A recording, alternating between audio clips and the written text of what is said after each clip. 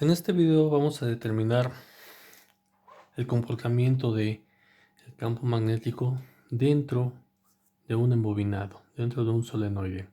Para esto el problema reza de la siguiente manera.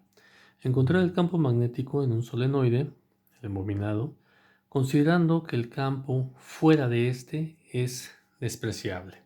Entonces, aquí lo que se nos está diciendo es que yo voy a tener un inductor, un embobinado,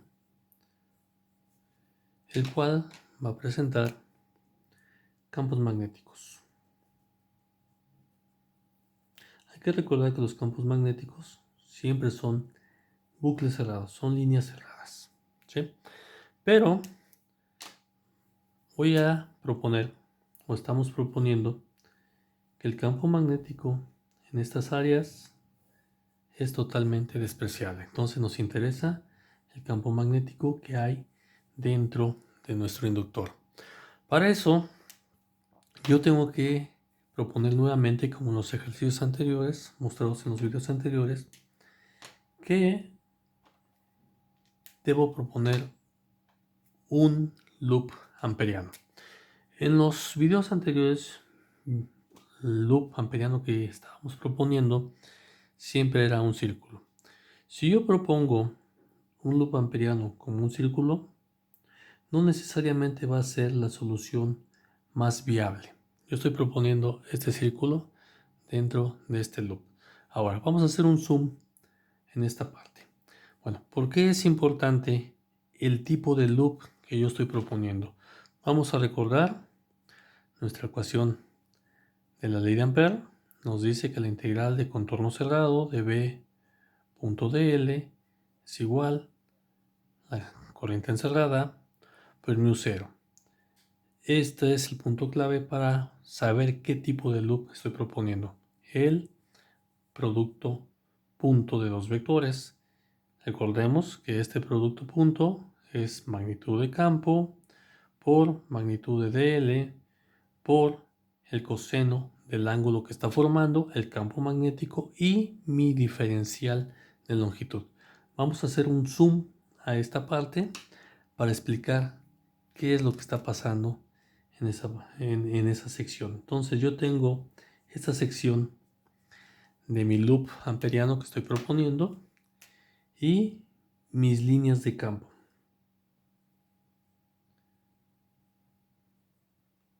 Entonces, lo que nos dice la ley de Ampère es, tienes que determinar el ángulo que está formando mi diferencial de longitud del loop amperiano que estás proponiendo con las líneas del campo magnético. Entonces, si podemos observar, para cada punto o cada diferencial de longitud que yo estoy proponiendo, yo voy a tener un ángulo, vamos a verlo así, tengo mi diferencial de longitud y tengo mi ángulo con respecto al campo magnético. Ese ángulo siempre va a estar variando dependiendo la diferencial de longitud que yo esté tomando con respecto al campo magnético. Entonces, si podemos observar, la determinación de ese ángulo para cada diferencial de longitud es complicado, es muy talachudo poniéndolo en palabras coloquiales. Entonces, resolver esta integral para cada punto se complica. Entonces, la ley de Ampère no nos limita con el tipo de loop que estamos empleando, por lo cual vamos a proponer lo siguiente: un loop amperiano que tenga esta característica, ¿sí? Entonces, yo ya voy a tener aquí un DL1, voy a tener un DL2, que sería esta parte. Yo tendría aquí un DL3 y tendría por acá un DL4. Entonces, ¿qué es lo que estamos haciendo aquí? Que en vez de utilizar este loop circular, ahora voy a emplear un loop rectangular. ¿Y qué va a pasar ahora? Que para estos valores de DL, el segmento del contorno es totalmente paralelo a mis líneas de campo magnético. este segmento de DL es totalmente ortogonal con respecto al campo magnético, lo mismo que este de acá, y este de acá sería paralelo, ¿sí? Entonces, considerando eso, yo voy a tener este loop, y con ese loop yo voy a poder resolver de una manera un poco más sencilla la determinación de mi campo magnético dentro de nuestro solenoide. Entonces, yo tengo aquí 4 trayectorias: DL1, DL2, DL3, DL4, en este sentido, en el sentido contrario de las manecillas del reloj. Yo estoy suponiendo que mi campo magnético va en este sentido, por lo tanto, yo voy a tener que mi ley de Ampère, el contorno cerrado de B punto dl, yo lo puedo proponer como la integral en el segmento L1 de B1 punto dl1 más mi integral en el segmento L2 de B2 punto dl2 más la integral en el segmento L3 de B3 punto dl3 más el último segmento L4 de B4 punto dl4, ¿sí?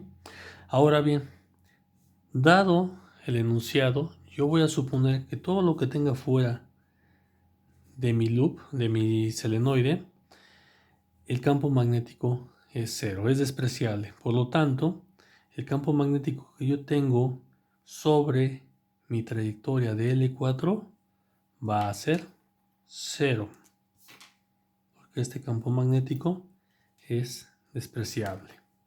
Entonces, considerándolo de esa manera, yo voy a tener que de L1 en vector es igual a de L1 magnitud menos I. Es este en la dirección menos I. De L2 va a ser igual a magnitud de L2 en dirección menos J. Es este, en la dirección de menos Y. De L3 va a ser igual magnitud de L3 en la dirección J, es decir, en este sentido. De L4 ya no necesitamos determinarlo porque mi campo magnético en esa propiedad ya tiene un valor de 0. Entonces, resolviendo para cada una de las integrales que estamos proponiendo, yo voy a tener que mi integral 1 de B1 punto de L1 va a ser igual a la integral de B1 de L1 en magnitud coseno del ángulo que forman. El ángulo que forma mi diferencial de longitud con mi campo magnético es la misma, entonces el ángulo que forman son 0 grados. Entonces esto es igual a B1 integral de L1 y esto es igual simplemente a B1 por L1, ¿sí? La integral por la diferencial de L1 me da la longitud de L1. ¿Cuál longitud? Pues lo que yo haya puesto en ese. Y puede ser que esta longitud sea la misma longitud que yo estoy utilizando para mi inductor total, ¿no? Una longitud L total. Entonces, para el caso de B2, yo tengo que mi trayectoria 2, B2 punto de L2 es igual a la integral de B2 en magnitud por dl2 en magnitud por el coseno del ángulo que forman. Y ahora yo tengo que mi campo magnético va en este sentido, pero mi longitud, mi dl, va en este sentido, por lo tanto están formando 90 grados. Eso quiere decir que aquí tengo coseno de 90 grados y coseno de 90 pues es 0 independientemente del producto punto. Esto es 0. Para la trayectoria número 3, yo tengo V3 punto DL3. Esto es igual a la integral de la trayectoria 3 de V3 en magnitud por la magnitud de DL3 por el coseno que forma. Entonces, nuevamente, mi campo magnético va en este sentido y mi DL va en este sentido. Entonces, el ángulo que forman también es de 90 grados. Coseno de 90 grados, y esto es igual a 0.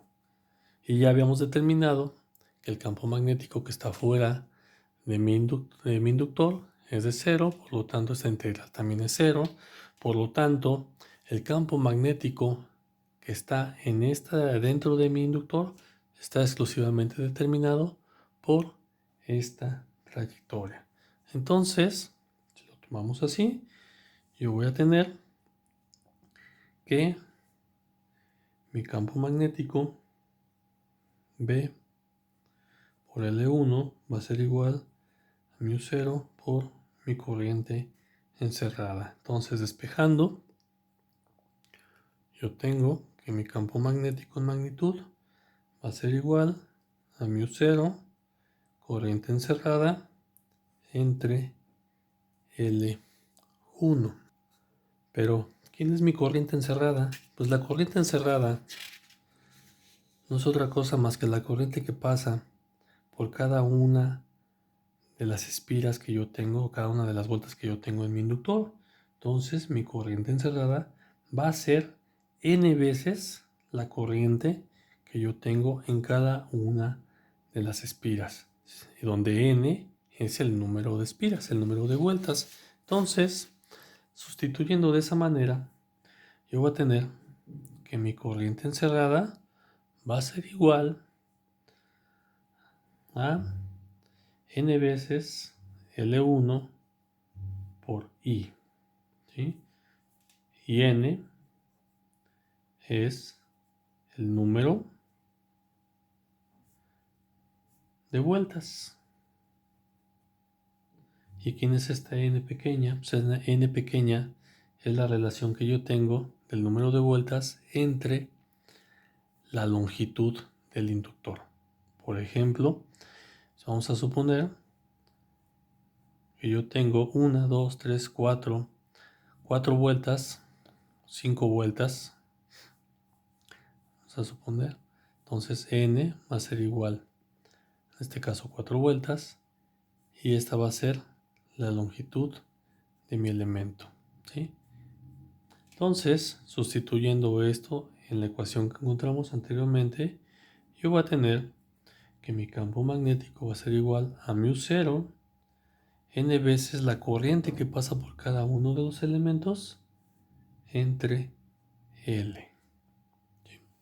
Y este es el campo magnético que yo tengo dentro de mi inductor.